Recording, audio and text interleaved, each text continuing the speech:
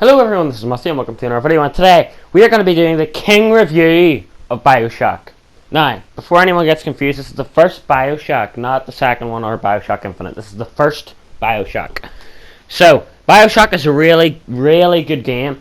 If you like solo games that have a good story, well, this is the game for you. There's no multiplayer. Well, Challenge Room is a thing. I don't know if it's multiplayer or not. I'm assuming not, but I haven't tried it because I think it's a DLC. But this game is really good. So let's get straight into the review. So there will be spoilers. So I'm just going to say, if you haven't played it, play it before you watch this, or just watch it without knowing anything. Okay, so first we're going to be talking about the gameplay and the layout of the level. So, gameplay. So I have to say, the guns are really nice. They don't give you like 5,000 guns and 50,000 different variants of each gun, and they're like, okay, try and use them. Because in this game, you get to use every gun.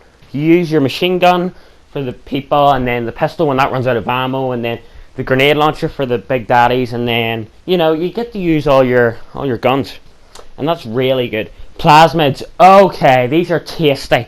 They make you use plasmids. So plasmids, sometimes I didn't use them because I forgot that they were a thing, and I just had been swarmed by enemies, and then I'd be like, oh, I forgot about my plasmids. I could have used them, and then I'm like, but in this game they force you to use them a lot of the time. So if there's 5,000 security bots, you just lift out your electro bolt plasmid and you zap, and bam, you can hack them or you can destroy them. And it's really good. And then there's ice, and you can melt it with the incinerate plasmid. They really bring it into it. Now I'm going to be talking about health and Eve. So the Eve is the thing you use to power your plasmids, and health is health. So I have to say, these are pretty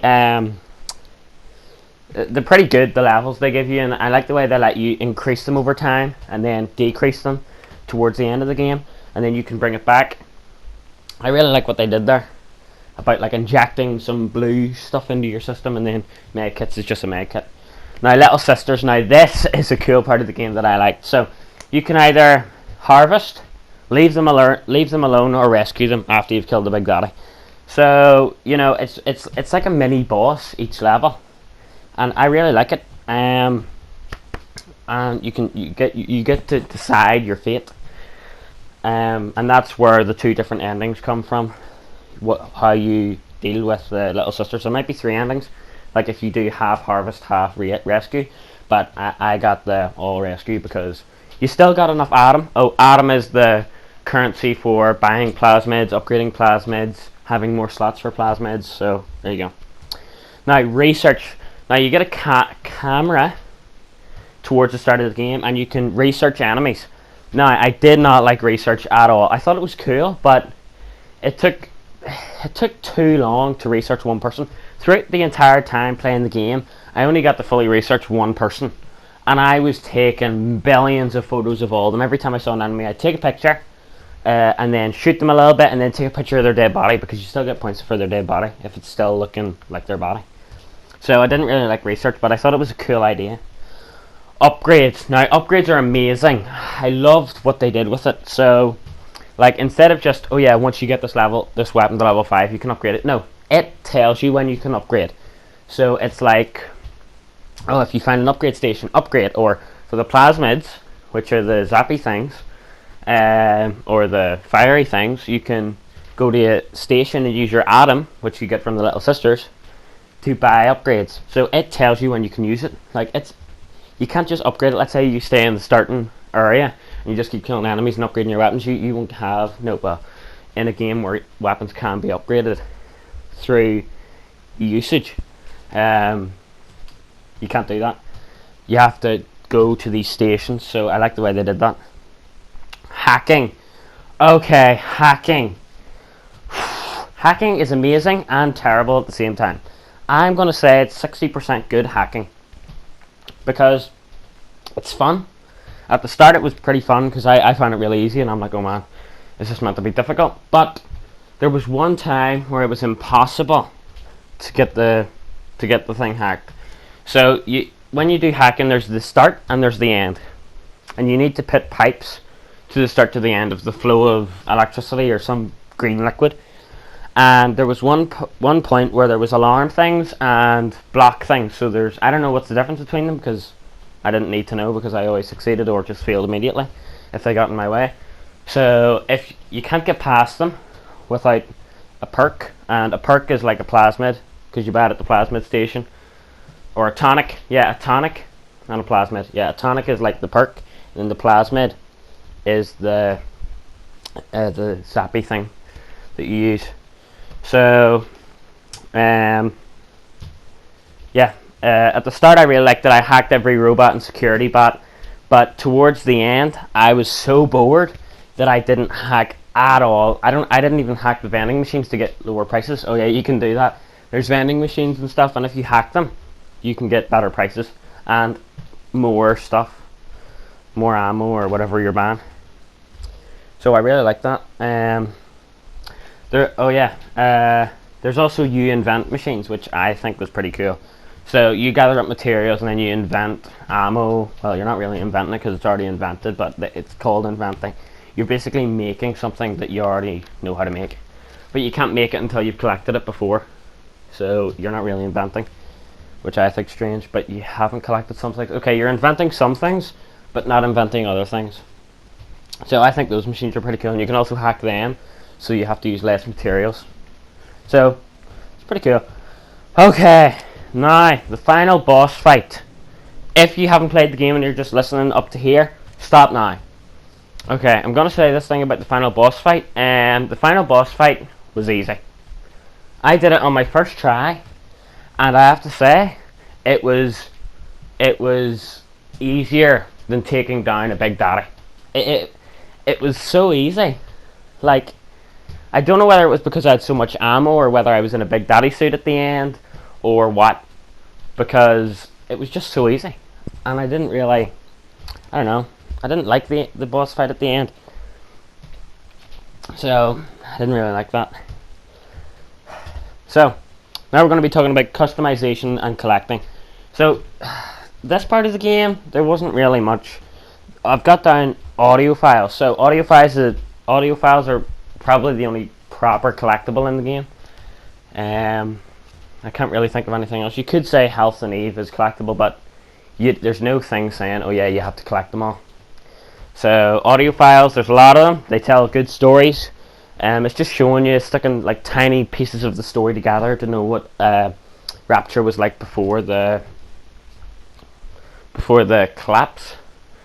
I don't know what you call the battening of Rapture, but I'm going to call it the collapse. So yeah, it's kind of cool, and I have to say, there is no customization in this game at all. I cannot think of one time where I get to customize anything. You could say upgrading your weapon is customizing, because you get to pick what you're putting on it, but there's only 2 upgrades. So you get decisions, but that's not the same as customization. You don't get to pick what your character looks like. You don't get to pick your character's name. You don't get to pick anyone else's name. You don't get to customize like a fortress or your home or anything. There's no customization.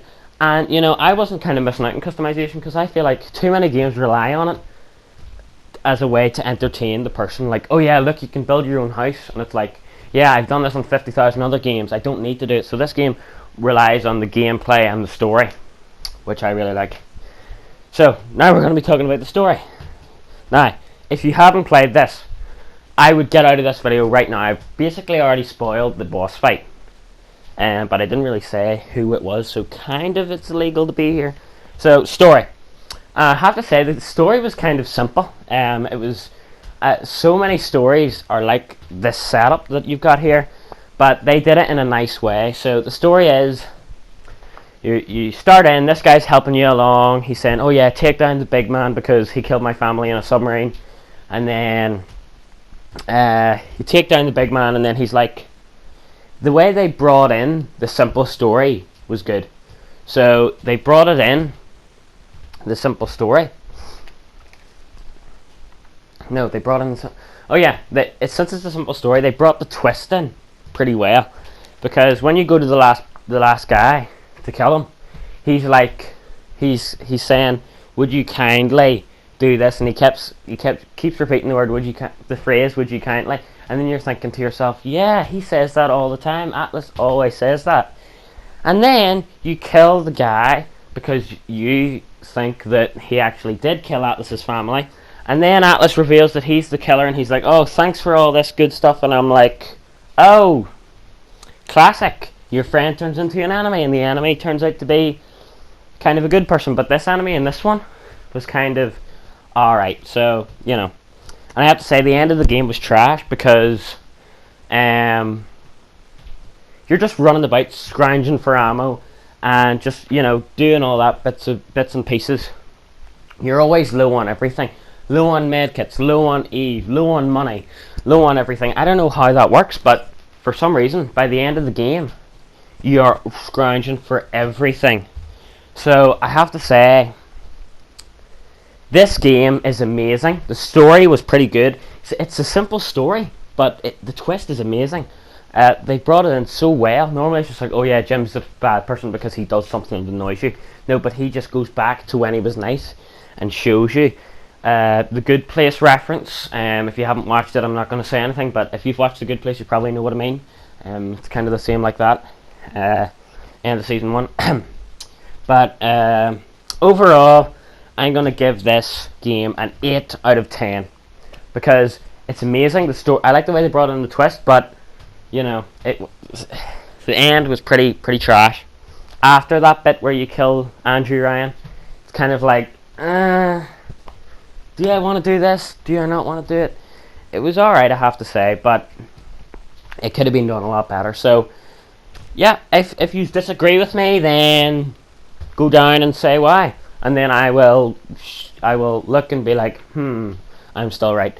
But you know, amazing game. If you haven't played it and you've watched it all and spoiled it for yourself, then play it. I bought it when all 3 games when it was on sale, so I was pretty happy. So yeah, I hope you enjoyed this video, and goodbye.